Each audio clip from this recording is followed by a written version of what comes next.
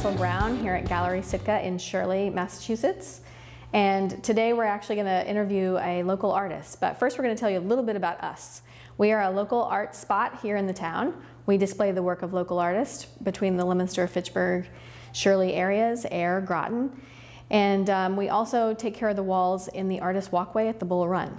So you can visit us here or see the art at the Bull Run. And here you can visit us Monday to Friday from 10 to 4 or call us for an appointment. Each month, Shirley Local Access Television is having us do a artist series where we're discussing work by an individual artist and seeing a demonstration from them. Today, we have Iphigenia Gossios Burg, and let me tell you a little bit about her. Iphie was born in Greece, and she was raised in Germany. She also lived in Austria, and then she came to the United States to study. From 92 to 2000, she lived in Pasadena, California, and she was an art instructor there. She was also a resident artist at the campus, and she won the Best Artist Award at that campus. Once she was in this area, she raised her children. That was her focus until recently. She's been on the Leominster Art Center's board of directors. She also was involved in some art education programs in Fitchburg. And she also now is actively selling and making her work, and she's been doing a lot of sales at events, which has been really successful for her. One of the things that the types of work that she does is oil-pastel. So today we're going to have her actually present what oil-pastel is and do a demonstration for us. Thank you, Tamara. Hi. Hi, I'm Iphigenia Burg, and I do have various kind of works here today to show you the different artwork that I do. I do acrylic with collages or mixed media. Here's some samples of oil-pastel, and further out there is acrylic that's done only with a knife. So yeah, I like to do my work very fast, and I discovered that oil-pastel is a very good media for me to express myself. Now, oil-pastel is interesting. You hear the word pastel, and a lot of people think it's the soft pastel, but they're two different media. Soft pastel is very dry and dusty, and a lot of people, a lot of artists are very successful with that, and I'm amazed how beautiful the pieces can look, but I cannot work with soft pastels. But however, I do use the soft pastels, and they're very soft, very manageable for me. I can, mix them up, different coloring. I can scratch them and bring the effect that I want to bring. And so today, I had started already this one piece from a photograph that I chose. And I started it so I can continue here and showing you how I'm doing this. Now, I taped the outside here on the paper. Of course, it's a tape that you can easily pull out. It's a non-sticky tape, not strong sticky tape. And so this way I have more freedom to do what I'm doing with my fingers. I use my fingers a lot. That's the only way I can really express my painting. And then when I peel that off, it has a real clear edge, and it's very nice. I also have another piece that I started. Usually I start the outline either with a pencil or with charcoal. In this case, it's a charcoal. It's a still life piece of two pairs that I also chose a photo of. And so this is already started. The other one is more at the beginning stage, so I will show you both. Okay, so I'm going to continue here, and you can watch me. So I basically put the main colors that I see here. I see like this kind of color on the bottom and the other color on the top. And of course I add whatever color I like as well, because not 100% is what I want to put out, what's out there, but I want to express what I want to express. This just gives me a little information so I can do what I like to do. I also like to mix some charcoal pencils with that to go into more detail. And in this case, I have done already that with the branches here, and I'm going to continue now to do that over here. So down here is all this dark area, and as you see, I'm using my fingers. You're going to see how I'm using my fingers to mix that up and bring out that effect that I like to bring out. So you can watch me. If you have any questions, you can ask.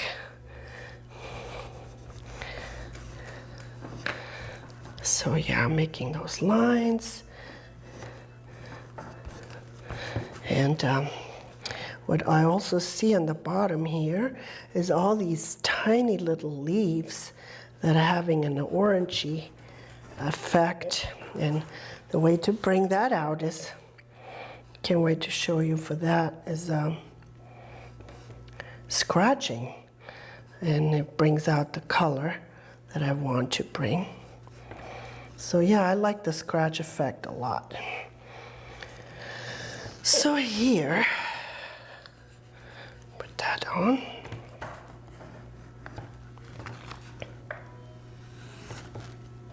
And don't be afraid, see, when you like to paint, don't be afraid being always exact. Because a lot of times we get stuck with that and then it doesn't come out naturally the way, you know, free it should come out. I used to worry about details, and then the painting looked very stiff until I learned just to be free and to express yourself. And then it comes out really naturally and beautiful that way. And basically concentrate more on the shapes. A lot of times we look at details, and whatever the information we already know in our head, we try to put that down instead of looking how the shape looks. So it's good to concentrate how a shape really looks and make a new connection in your brain and just copy that shape and not worry about, oh, this is a tree, it's supposed to look like that. But just basically focus on the shapes that you see and copy the shapes. And it doesn't have to be exactly the way it looks in the picture.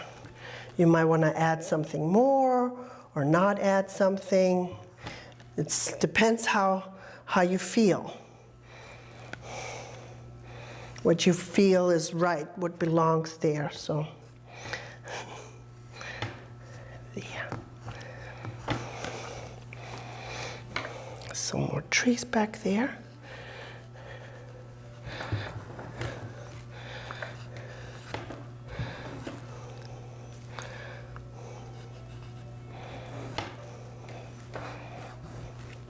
And if you mess up, you can still take care of that. Like, I don't want that little smush there. I'm using this, what's it called? The eraser. So I'm scratching things away the way I want it. There you go. And,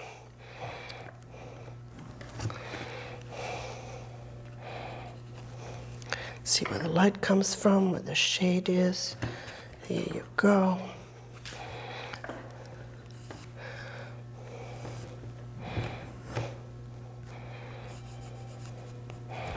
It's already starting to look good.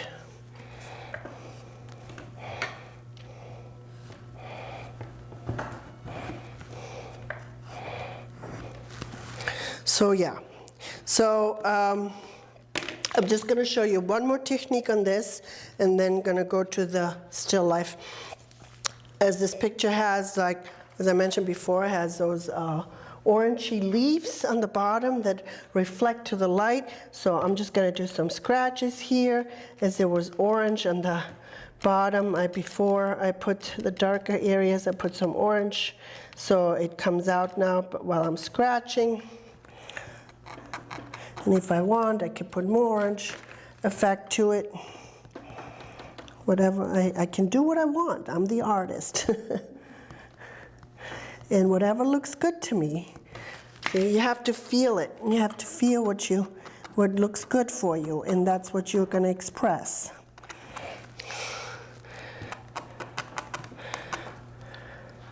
Goes all the way up there. So yeah.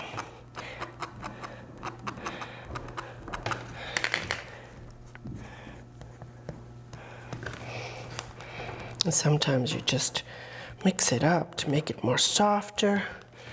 There. It looks already, it's not finished, but I just showed you all these different effects that I'm doing on this one. Now, I'm gonna go to the still life, which is a little bit different. You concentrate more on a specific shape, and it's much easier. Also, you wonder when you use your fingers, they get dirty, so how can you mix the colors without interfering with the other colors? What I do, this is my own idea, is I got a paper towel with some water and some soap. So I'm actually washing my hands and drying them. So I have clean hands to do the next color. So that's my way of doing this. Okay, so we got here basically 3 colors, yellow, black, and brown. But there's so many other colors involved here. And also, what I like to use here is the complementary color, which is yellow. Purple is a complementary color of yellow, the opposite, which means the opposite. So I'm gonna use a little bit of purplish tone to that dark space back there. So again, I'm doing my own thing. I see that as a main information, but I'm gonna use my own thing with it. So let's roll. Okay, here we go. Got the base going here. That's a black pastel that I'm using, the Oil-Pastels, and getting it real strong now. I gotta use some purplish to mix it with the dark. I don't want a really bright purple, you know. I wanna make it more natural looking. And just choose a little bit of the hue of purple in there. So there.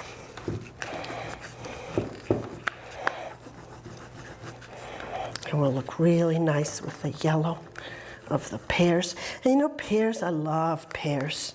Pears have such a personality as a shape of a fruit. It almost looks like a body. It communicates like these pears.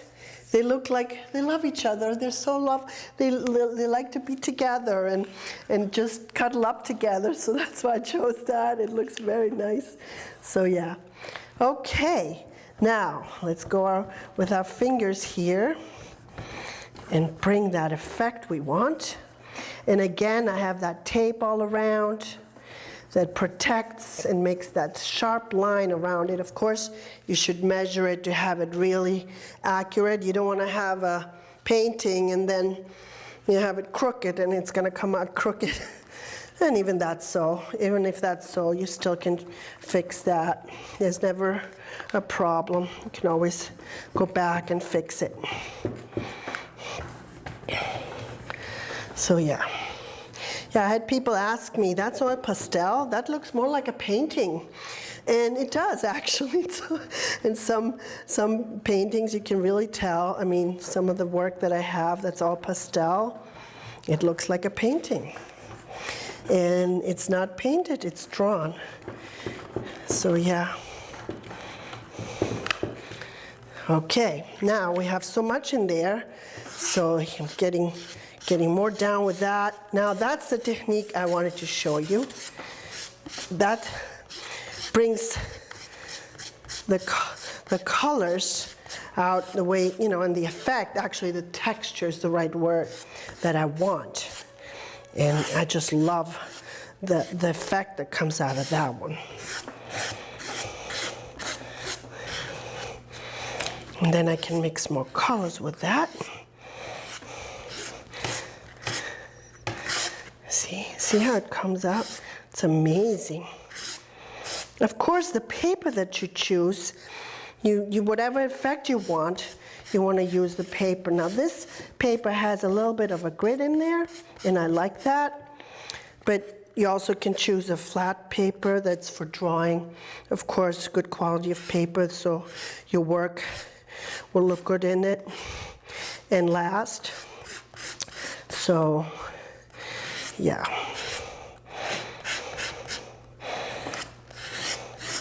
Now, isn't that awesome how that looks? Ooh, I love it.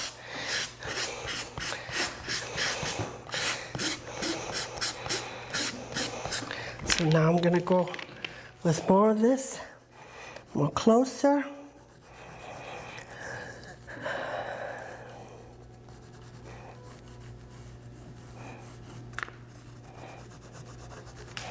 And the purple.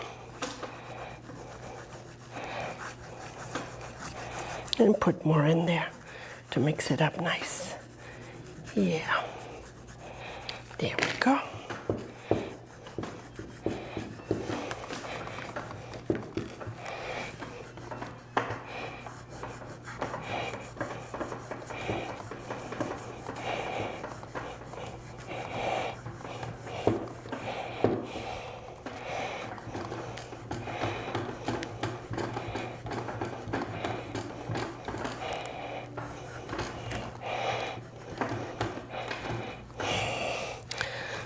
So there.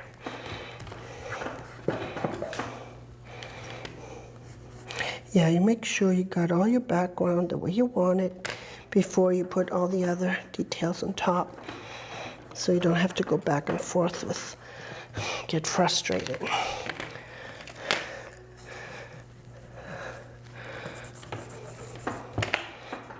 So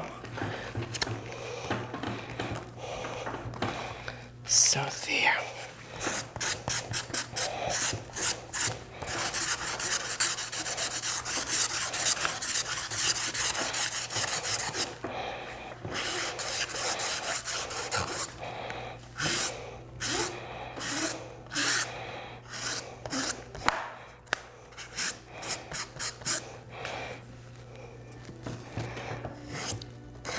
I have the leftover here, so I'm making it make it darker and come up here with that.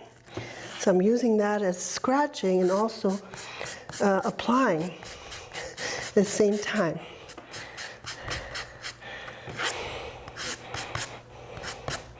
So there. And if you want, you can go with more detail, scratching things in, like highlighting some areas maybe where the light hits, you know? Just bring it up like this. Yeah.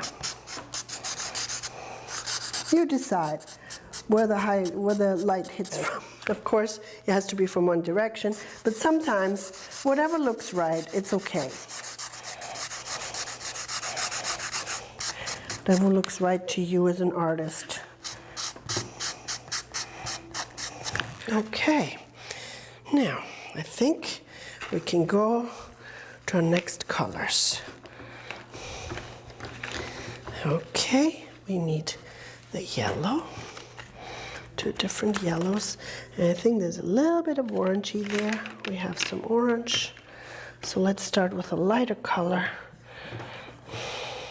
because when you scratch, you want to bring out the highlights, so the lighter color is good to start with. It's a basic color.